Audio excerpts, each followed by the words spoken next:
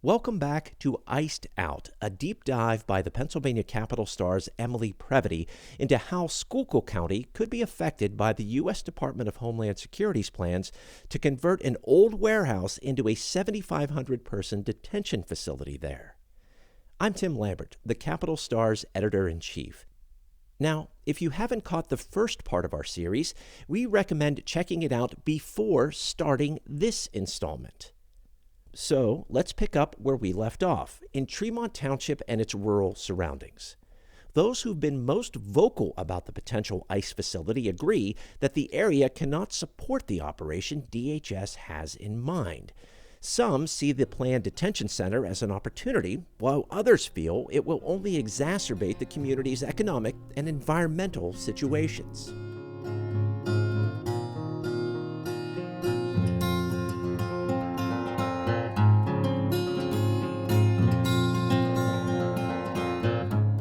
Joyce Wetzel, who owns the daycare right next to the warehouse poised to become an ICE facility, might feel overlooked by some of her elected representatives, but her situation certainly registered with some of her neighbors. One is Bernie Gardella. Well, that's the other problem. You got a daycare right there. Like, how smart is that? I talked to Bernie in his office at Roush Creek Off-Road Park. It takes up 3,000 acres, about a mile from the warehouse. We are a four-wheeling community destination place. We provide a place for people to come wheeling with their 4x4 rigs, Jeeps and trucks. We host a lot of events and stuff like that here too. He says there are a handful of similar venues throughout the coal region. In this part of the country is all coal mining areas, and basically we turned it into something useful and resourceful, instead of it just sitting here abandoned and not being used for anything. Bernie's originally from Massachusetts. I moved to Pennsylvania in '96. I've been here ever since then. The past 10 years or so, I've been in this area. So where in Massachusetts? Just outside of Worcester, a small town called Boylston. Oh, I guess I can still kind of hear the accent. Yeah, you get me talking and it usually comes out. Bernie's been running this park for more than a decade, and in Pennsylvania for more than half his life at this point. He's 56. It's quiet. It's great. It's peaceful. It's, other than the road traffic, I love it. We have 3 acres and most of it's woods. Neighbors, we say hi to neighbors, people look out for each other, stuff like that still. A lot simpler times up here. Okay, well, maybe not right now. Can you describe why we're here today? Like what brought us here together? Oh, what brought us here together? This is that'll be a good one because it's our government trying to come in and put warehouses into play that are going to be detention centers. Supposedly, who knows what else they have up their sleeve with that? I definitely don't like much of the government. They don't care about anybody but themselves. So, not the local, the federal, all of that. Yeah, I met Bernie and his father, also Bernie, at a Tremont Township supervisors meeting. Admittedly, I wouldn't have been there if not for the detention center issue. They would have, regardless. They've rarely missed a monthly session since Bernie Sr. moved up here from Florida 8 years ago after his wife died. I've worked with the township for a few years too, helping them out here or there when they need help, mostly plowing and stuff like that. We're 1,500 feet up where we're sitting right now. It won't snow down in town. It'll snow up here. So you could be coming up the mountain and halfway up, you run into snow. So they got to be out taking care of all that stuff. Driving in this area can be really peaceful. The roads also can be windy and subject to icing over with that unexpected snowfall Bernie mentioned, potentially compounded by blinding fog that can develop in the matter of an hour or so, all of which I experienced the night I met him, immediately afterward, on my way home from the township supervisors meeting. The fog, I get to the point where I can't see out my office window into the parking lot. So yeah, the roads need to be maintained. Things need to be taken care of. You start cutting all that money, you start taking $100,000, $200,000 out of a budget. what's going to happen? Bernie's referring to the township standing to lose $196,000 in tax revenue. That's about 40% of its annual budget. Now that the former Big Lots site has been purchased by the federal government, which is tax exempt. That's going to be levied back onto the people, which we already just got reassessments done in 2026. That's putting a hurting on things as it is. So now they're taking all this money away, and it's just going to hurt everybody even more. This is a surviving area. It's not a thriving.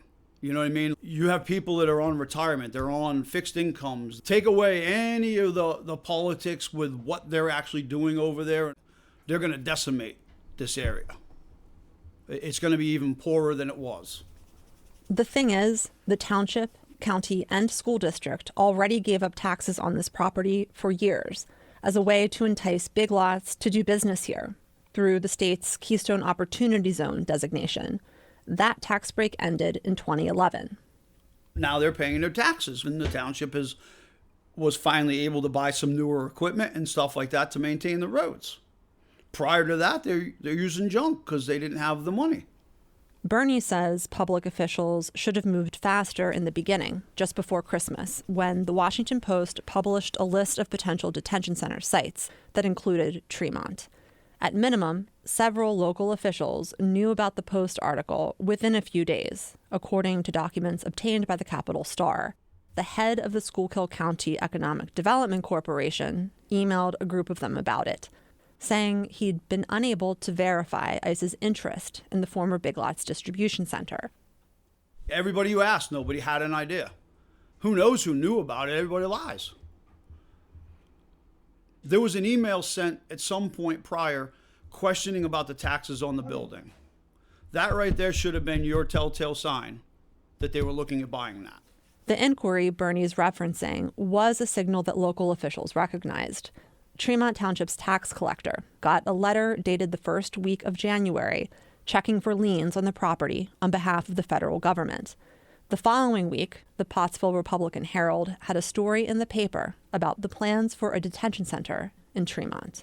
Everybody said they didn't know anything about it. You're going to have to wait until they file for a deed. Well, if we wait till they file for a deed, it's too late. The deed was signed January 15th, though it wasn't recorded until February 2nd. In the interim, there was a town hall meeting organized by Rachel Wallace. She's the Democrat challenging Congressman Dan Muser, a Republican who's been in office for nearly a decade. I talked to her about 6 weeks after the fact, this spring, at Roma Pizza in Pottsville, the county seat, during lunch rush on a Friday. So the Washington Post had this story back in December, but I initially missed it and then started getting phone calls from people in the... at first I just thought, okay, it's a rumor, but the more that I looked into it, the more it seemed real. And so, honestly, my first reaction was, what does the community think? And so I started reaching out to people in Tremont and saying, they had all, I didn't have to break the news to anybody, they all knew. They knew that it was rumored, and people were talking about, I heard things like, we're not a dumping ground for this kind of stuff. There's a daycare center there. There were water issues. Those were the first, kind of three big things that I heard from people as I was reaching out to them. And then I just thought we should do a town hall. We should bring people together and see where the community's at and see what people's concerns are. And to me, that felt especially important because it was not a done deal yet. And so, we have this big town hall. Over 100 people come out to this little fire company in, right outside of Tremont. And the place is packed. It's 7 degrees outside. And it was very clear that, we had people from across the political spectrum. There were Democrats, Republicans, and, you could tell based on people's comments kind of where they fell politically, but it was very clear that locally this was a bad thing for the community and people didn't want it, and they wanted to know, how do we stop it? This event was January 29th, same as the effective date of sale in county records. though it seemed like few people realized that at the time. The state representatives were there, of course, saying they don't know anything about it. Because, yeah, they probably didn't know anything about it, but you know it's on a list, so why aren't you looking into what can be done? I called Joanne Stair, the state representative whose district includes Tremont Township. She's a Republican and ran for office after working as a nurse for more than 3 decades, including in home care and hospice. She's also the first woman to represent the 107th District. Hello. And the first woman from Schuylkill County elected to the state house. The discussion was it was a Democrat rally, basically. Rachel Wallace had invited all of us to it. And I, basically said, just because the government buys a building doesn't mean it's a detention center. They certainly didn't come here and ask my permission to put an ICE center in my backyard. And so at that meeting, I said, in defense of ICE and all the conflicting reports about it, it's a necessary evil. Stair told me it seems to her that ICE targets people with criminal records or outstanding charges, and that other undocumented immigrants who happen to be around also are taken into custody, a method known as collateral arrests.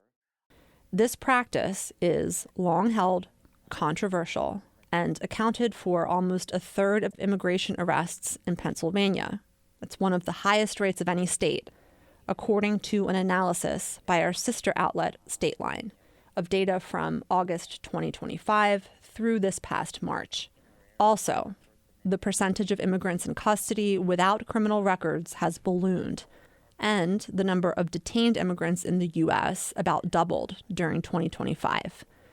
That's down slightly so far this year, which experts attribute to backlash over the federal government's mass deportation push generally, and its tactics, in particular, DHS escalation in Minneapolis, including agents killing Renee Good and Alex Peretti.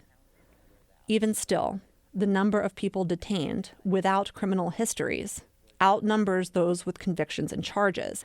That was not the case a couple years ago. It's hard to fathom that could only be explained by being unlucky enough to be around during targeted arrests. They have a job to do.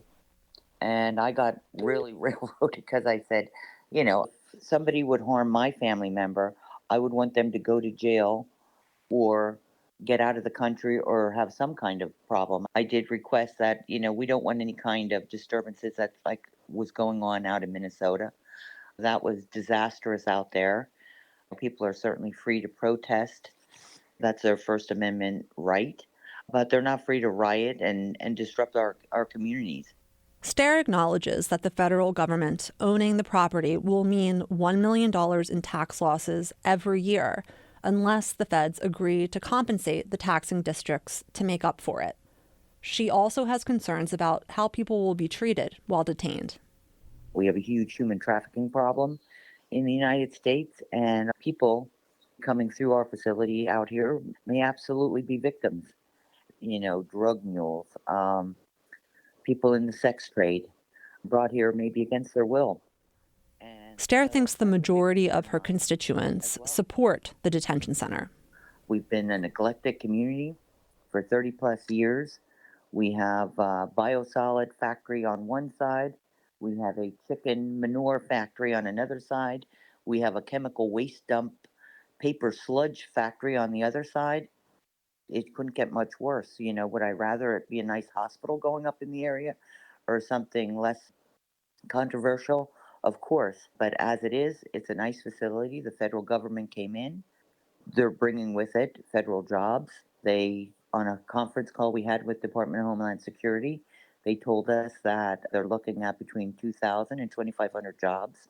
They're willing to spend millions on infrastructure because we have no sewage or water in that particular area. We have emergency water plans in effect, which is a tank on the top of the hill that they fill with water twice a day, and they're telling us they're more than willing to spend the money on to make it sure it's upgraded for our community. Our whole community will benefit. Hundreds of people lost their jobs when Big Lots closed the warehouse a year and a half ago, but it did continue to generate tax revenue until ICE bought it.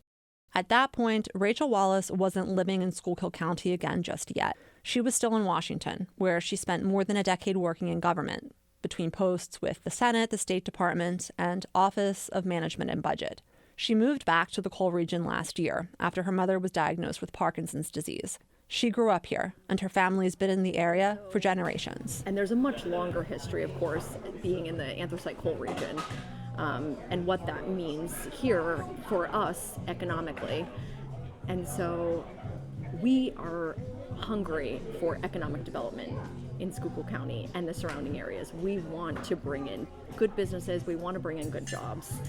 And this is the opposite of economic development. And so I think at the very least, that's not what we want for our county. And that's not even getting into, there's no water, there's no sewage capacity, there's no local police force.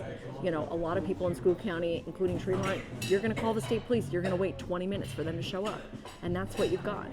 And I don't think, I expect that something like a mega facility like this would mean protesters coming from out of the community. They don't care, they don't live there. You know, who is going to help people feel safe? And so I understand why this is not about national politics. This is about a local issue. Yes and no. Probably it's both.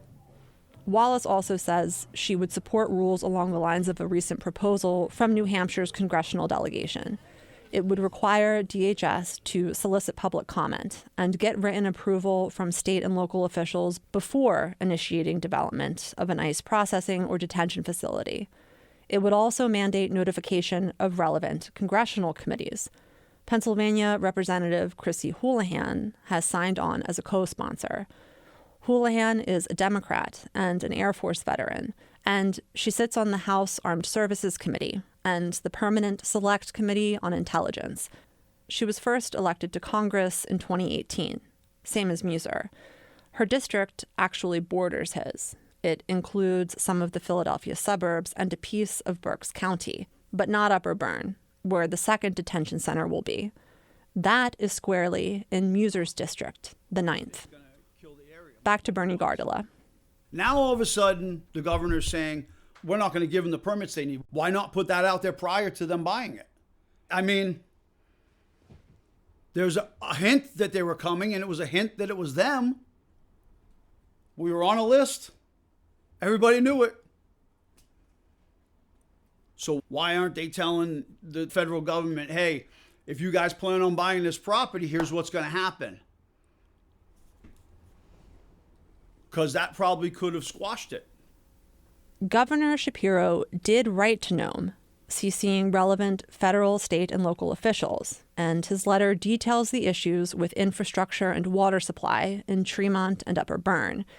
But that was 2 weeks after the properties were sold. The State Department of Environmental Protection has since issued orders that essentially block ICE from tapping into water and sewage systems at the properties, in lieu of detailed plans for expanding them and other local infrastructure to accommodate the thousands of additional people that the detention centers will bring. The orders also detail the limitations of current capacity. As we mentioned, the ICE facility would add more than twice as many people currently served by these systems. Put another way, this would mean more people coming to the area and straining resources like roads, hospitals, and first responders than live in any municipality in Schuylkill County, with the exception of the largest one, Pottsville. ICE has not responded to my questions about plans, budget, and timeline for developing infrastructure here. It's appealing the state's orders in the meantime. The state holds them from getting it, okay? Now what happens to that building? Now, if the feds don't sell it, then it sits empty. Now everybody loses even more because now we don't have taxes. County commissioners say they'll pursue a payment in lieu of taxes with the federal government. The agreements aren't uncommon or even a long shot in this situation. But one issue with a pilot, or PILT as they're known, is with the feds, they're subject to some uncertainty with budget negotiations every year and possible delays when lawmakers can't come to an agreement on time. The National Association of Counties has lobbied for years to try to change that without success. I don't trust anything they'll do. Plus, I know they were talking about getting it done by, they wanted them open by the end of 26. I mean, how? There's nothing over there right now. They haven't started it. There's been no movement. They're going to get halfway through their infrastructure change. Everything in Congress is going to change. You get your Republicans, the ones in power now. Once that shifts back over to the Democrats, they're going to pull the plug on all of it, and everything's just going to sit wherever it is. It's the changing of the guards, and everything's going to get rubber stamped back the other way. Eventually, we're going to lose no matter what.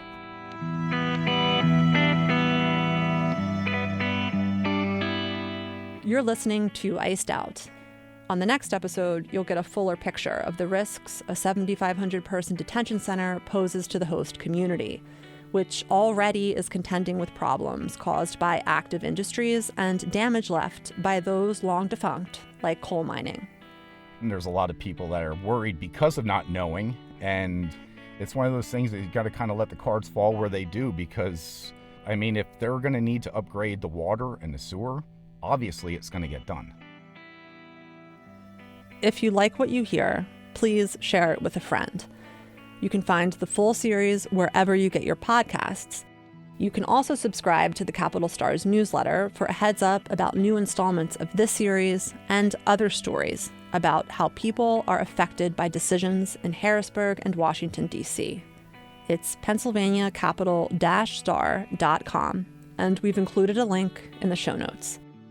Tim Lambert is the Capital Stars editor-in-chief and series executive producer.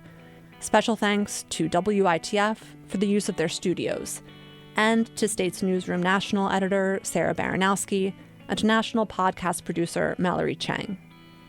I'm Emily Previti. Thanks for listening.